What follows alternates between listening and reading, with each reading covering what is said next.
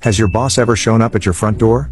1. Yup, she did. 2 weeks prior I delivered my forever sleeping little boy at full term. I was heartbroken and the world had stopped turning. All my footsteps felt heavier and everything I did was the most effort. She showed up one Tuesday just after 10 a.m. She had 2 cups of coffee and 2 donuts. I let her in and we sat in the living room with my dog and barely spoke. After half hour, she headed back to the office after leaving me with some leaflets about occupational health and my rights to time off work following the stillbirth. Nothing happened really. Next Tuesday, she's at my door again. 2 coffees, 2 donuts. She suggests we take the dog for a walk. We do. We chat about nothing in particular and the silences are plenty, but they don't feel awkward. Her visit lasted about an hour. When she left I noticed she had left me some lunch in my fridge with a note telling me to eat it. It was appreciated. This Tuesday thing went on for 6 months. She missed maybe 2 or 3, but she turned up every week with a coffee in hand and no expectations of me. The silences got less were filled with conversation. Sometimes we would talk about the birth and I'd cry. Getting emotional in front of her became less shameful. Sometimes we would just talk about nothing much. She made the transition back to work significantly easier. She became a friend and not just my manager. I will always be grateful for the time and effort she put into me when I was at my lowest.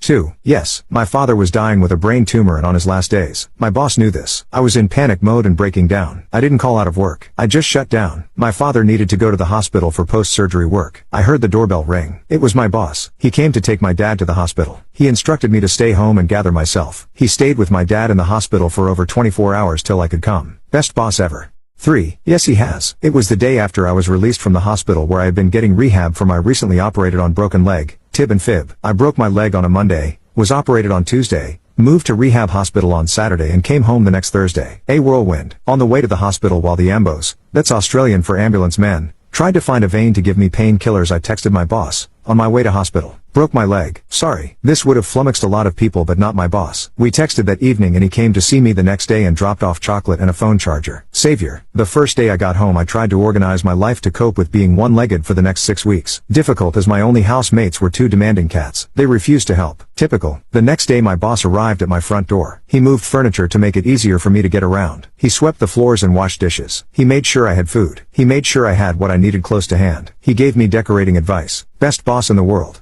4. Yes, I was home sick in bed with a migraine one Friday, about 15 years ago. I hear banging on the door. I stagger out of bed to the door and find the chief executive officer there. She asked if she could come in so we could talk. I was in a very senior management position at the time. Anyway, she was very apologetic as she explained that the board of directors had decided that my services were no longer required, with immediate effect. Yes, I was being fired. I had argued against undertaking a project that I strongly believed was not in the public's interest, and apparently this was a very career-limiting move. I had also said that I could not maintain the same level of hours that I had been putting in for the last 4 years, and so intended to only work till 6 p.m. each day unless there was some critical reason I needed to be there later. So, a 10-hour day rather than 12-hour days. Bear in mind I was paid a salary based on 8-hour working days. The board therefore thought they were no longer getting their money's worth from me, so they decided to let me go. The boss asked me to hand over my office keys, mobile phone and work car. She said I should come into the office on Monday to pick up my personal effects. She had been instructed to accompany me to my office while I gathered my belongings. That was laughable. Did they think I was going to trash the place? Steal things? She disobeyed that instruction and let me spend a couple of hours writing up notes about some of the projects I was working on. Anyway, the long and the short of it was that I left that job in that town with a month's pay in my hand in lieu of notice. The boss was so disgusted by the way that I was treated that she also resigned, and left a few weeks after me. So they lost 2 senior people in the same month.